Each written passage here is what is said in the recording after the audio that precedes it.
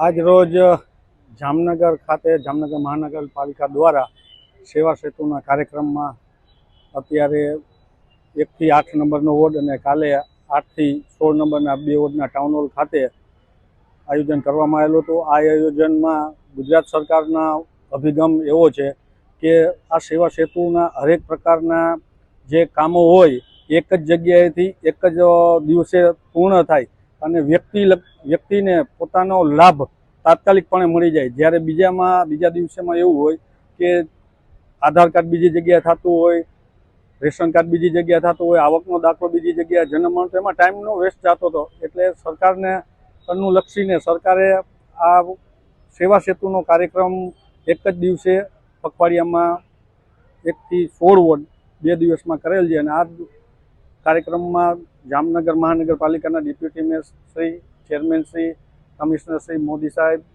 Deputy commissioner Shri Jhala સાહેબ અને તમામ સ્ટાફ અને અત્યારે અહીં બહોળી સંખ્યામાં જામનગર આનો લાભ લે એવી હું જામનગરની પ્રજાને વિનંતી કરું છું।